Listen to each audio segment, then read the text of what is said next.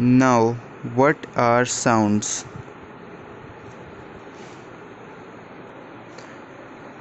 So, as we know, when an object vibrates, it creates vibrations which creates waves. And जो sound है, it is a form of a wave. Now, how is the sound produced? तो actually होता ये है कि जो object है जब वो एयर पार्टिकल्स के दरमियान वाइब्रेट करना शुरू करता है तो उसकी वाइब्रेशन जो है उसकी वजह से जो एयर पार्टिकल्स हैं वो भी वाइब्रेट करना शुरू हो जाते हैं और वो वाइब्रेशन जो है वो एक एयर पार्टिकल से दूसरे एयर पार्टिकल उससे तीसरे एयर पार्टिकल इस तरह वो पास ऑन करती हैं जब तक कि वो रिसीवर तक नहीं पहुंच जाती और जो रिसीवर है वो उसको सुनता है in the form of sound. And here is a clear example, जो गिटार स्ट्रिंग है जब वो वाइब्रेट करना शुरू करती है तो वो अपने एयर पार्टिकल जो हैं वो भी वाइब्रेट करते हैं और उस तरह से साउंड वेव जो वो प्रोड्यूस होती है जो ईयर्स तक पहुंचती है। This is the definition of sound which is sound is produced by a vibrating body. As you can see here, यहाँ पे क्लियरली इंडिकेटेड है कि जो साउंड है उसको कोई मीडियम चाहिए मूव करने के लिए। वो जब ऑब्जेक्ट वाइब्रेट करता है तो वो वाइब्रेशन जो है वो किसी जैसे एयर पार्टिकल है वो किसी और एक पार्टिकल है उसके थ्रू वो ट्रैवल कर सकती हैं। साउंड जो है वो स्पेस में या वैक्यूम में ट्रैवल नहीं कर सकती, वो उसको कोई ना कोई मीडियम चाहिए। तो उसी तरह आप लोगों की ये सेकंड जो इम्पॉर्टेंट डेफिनेशन है, sound requires a material medium for its propagation. Propagation का मतलब है कोई जाने के लिए, ट्रैवल करने के लिए, तो इसको एक मटेरियल मीडियम चाहिए टू ट्रैवल। अब इसके बाद let's move on to the characteristics of sound. Sound basically have four characteristics. It's loudness, pitch, quality and intensity. So the first characteristic, loudness, it basically is what it sounds like कि एक आवाज़ कितनी ऊंची है। जो characteristics of sound हैं इनका मतलब है कि एक साउंड किस तरह से डिफाइन हो सकती है। तो उनमें से इसका पहला कैरेक्टरिस्टिक है लाउडनेस। इसका मतलब ये है कि एक आवाज़ कितनी ऊंची या कितनी हल्की है, वो इसका एक बहुत मेजर कैरेक्टरिस्टिक है। अब जो लाउडनेस ऑफ अ साउंड है ये तीन तरह से डिटर्मिन होती है। जो तीन चीज़ें हैं वो डिटर्मिन करेंगी कि एक आवाज़ कितनी ऊंची या कितनी हल्की है। उनमें से पहली चीज़ है amplitude of a vibrating body. इसका मतलब है कि एक आवाज़ जो है उसकी जो बॉडी है वो कितनी वॉयलेंटली यूज़ हुई है वो बताएगी, या एक ऑब्जेक्ट जो है वो कितना वॉयलेंटली वाइब्रेट कर रहा है वो बताएगी कि आवाज़ कितनी ऊंची होगी। फॉर एग्ज़ाम्पल, अगर एक ड्रम है उसे आप थोड़ा आराम से मारें तो वो हल्की आवाज़ होगी पैदा करेगा और उसे आप ज़ोर से मारें तो वो तेज़ आवाज़ पैदा करेगा। जो सेकंड डिटर्मिनिंग फैक्टर है वो है area of the vibrating body. For example, अगर एक ड्रम है जिसका साइज़ छोटा है उसको आप एक स्पेसिफिक फोर्स से हिट करेंगे तो वो जितनी आवाज़ बनाएगा, और एक बड़ा ड्रम है जिसका एरिया उससे ज़्यादा है उसको आप सेम उसी फोर्स से हिट करेंगे तो उसकी आवाज़ ज़्यादा होगी क्योंकि उसका एरिया ज़्यादा है। इसका मतलब है कि वाइब्रेशंस ज़्यादा जगह पर होंगी। जो थर्ड फैक्टर है वो है distance from a vibrating body, क्योंकि जो फोर्स है वो एक्चुअली जो साउंड है वो एक्चुअली फोर्स के थ्रू मूव करती है। उसको एक फोर्स एक होती है जो मूव करती है, और जैसे जैसे साउंड ट्रेवल करती है it starts losing force and energy. तो इस वजह से उसकी लाउडनेस कम होना शुरू हो जाती है। आप ऑब्जेक्ट जो वाइब्रेटिंग ऑब्जेक्ट है जो सोर्स ऑफ साउंड है उसके आप जितना करीब होंगे आपको वो उतना ज़ोर से सुनाई देगा, और आप उससे जितना दूर होंगे आपको वो उतना कम आवाज़ में सुनाई देगा। Now the second characteristic of sound which we are going to study about is pitch. Now here's the definition. Pitch is the characteristic of sound by which we can distinguish between a shrill and a grave sound. इसका मतलब है कि जो pitch है वो determine करती है कि एक आवाज़ कितनी भारी या कितनी पतली होगी, और ये डिपेंड करता है साउंड की फ्रीक्वेंसी पे। अगर किसी साउंड की फ्रीक्वेंसी लो होगी तो पिच भी लो होगी, और अगर किसी साउंड की फ्रीक्वेंसी हाई होगी तो पिच भी हाई होगी। ये आप लोगों की बुक में एक ग्राफ बना हुआ है जो बड़ी अच्छी तरह से एक्सप्लेन कर रहा है कि जो लो पिच है उसकी फ्रीक्वेंसी लो होती है और जो हाई पिच है उसकी फ्रीक्वेंसी हाई होती है, क्योंकि जितनी हाई फ्रीक्वेंसी होगी उतनी स्पीड से एक वेव अपना सर्कल पूरा करेगी और पिच हाई होगी, और जितनी लो फ्रीक्वेंसी होती है उतनी स्लोली जो वेव है वो अपना पूरा एक साइकिल कंप्लीट करेगी और इसी वजह से जो आवाज़ होगी वो भारी होगी। अब जो third quality characteristic of sound है वो है क्वालिटी। क्वालिटी की डेफिनेशन है the characteristic of sound by which we can distinguish between two sound of same loudness and pitch. मतलब अगर दो आवाज़ें सेम लाउडनेस और सेम पिच की होंगी तो उन दोनों के बीच आप जो फ़र्क है वो आपको उनकी क्वालिटी से पता लगेगा। अगर एक रूम है जहाँ बहुत ज़्यादा शोर हो रहा है और वहाँ पे एक आपको आवाज़ है वो आपको इतनी क्लियरली सुनाई नहीं देगी, और अगर एक जगह है जो बिल्कुल साइलेंट है और वहाँ पे बड़ी क्लियर आवाज़ आपको आएगी सेम पिच और सेम लाउडनेस के साथ, तो वो आपको सही तरह सुनाई देगी। तो इस तरह से मतलब जो क्वालिटी है वो एक बड़ा इंपॉर्टेंट कैरेक्टरिस्टिक है साउंड का। जो फोर्थ एंड लास्ट कैरेक्टरिस्टिक है साउंड का that is intensity.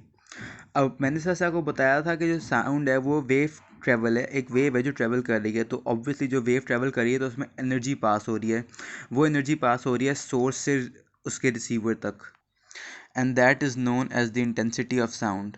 Now, the proper definition of sound is intensity is sound energy passing per second through a unit area held perpendicular to the distance of propagation of sound wave is called intensity of sound.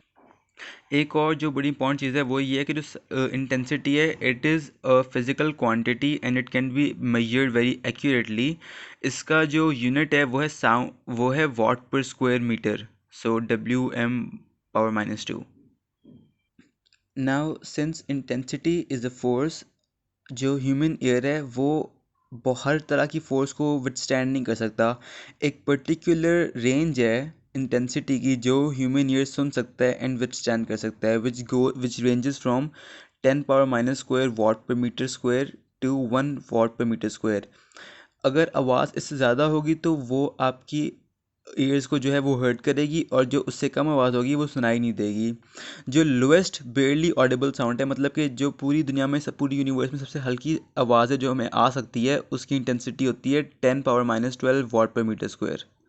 और इसका जो unit है वो इसको कहा जाता है इसको कहा जाता है ज़ीरो बेल, और मतलब कि ये अब्राहम बेल के नाम के पीछे इसका नाम रखा गया। अब इसमें इन्होंने हमें एक इक्वेशन बताई हुई है जो मैं आपको आगे एक्सप्लेन करूँगा। ये है, मैं आपको बताता हूँ, this is loudness and this is intensity. So जितना हमने अभी पढ़ा है इससे यह होता है कि जो इंटेंसिटी और लाउडनेस है they are directly proportional, and जो हमें इक्वेशन बताई गई है it is loudness is directly proportional to the log of intensity. So loudness is equal to k log intensity where k is the constant. अब अगर हमने जो लोएस्ट पॉसिबल साउंड है जो हमें सुनाई देती है, अगर हमने उससे लिखना है तो वो हम डिनोट करेंगे L0 से, और जो लोएस्ट इंटेंसिटी है उसको हम डिनोट करेंगे I0 से। तो अगर लोएस्ट पॉसिबल साउंड की आपने इक्वेशन बनानी है तो it will B lowest Audible sound, इसकी इसकी इक्वेशन होगी L0 = K log I0।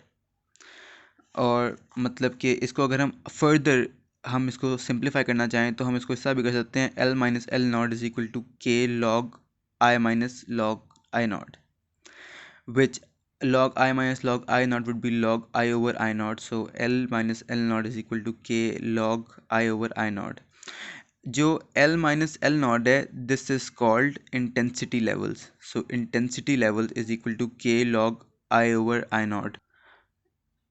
After this if we take K as one, जो K है वो 1 तब होता है अगर L-L0 जो है ये 10 हो, तो K होता है 1, and if we take K as 1 it will be intensity level equal to log I over I0 bell.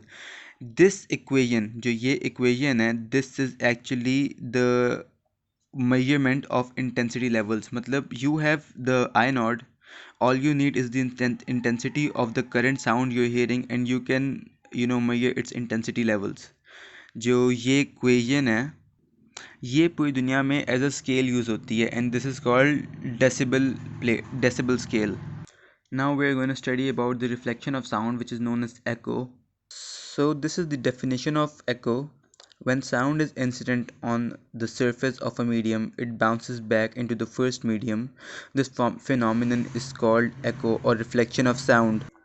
For example, if this is the source of a sound and this is the giant wall and there is no one around and it's an empty hall, the source that produces the sound, this sound in the form of waves, will go hit the wall and the wall will reflect back the sound and it will all come back, and this is what actually echo or reflection is sound is. And the time interval that is present between us making the sound and the sound coming back to us is actually the time that it takes for the sound to travel towards the wall and come back to you. Now we're gonna find a study about the speed of sound. Speed of sound को major करने का बहुत ही simple एक formula है. ये formula है v is equal to f lambda. Now what is lambda? Lambda is basically the wavelength of any wave. F is the frequency and जो v है this is speed.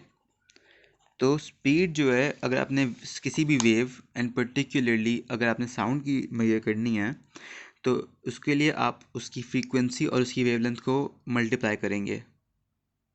As you can see here different medium में sound की wave different होती है. Air में it is 331 meter पर second जो 0 degrees है.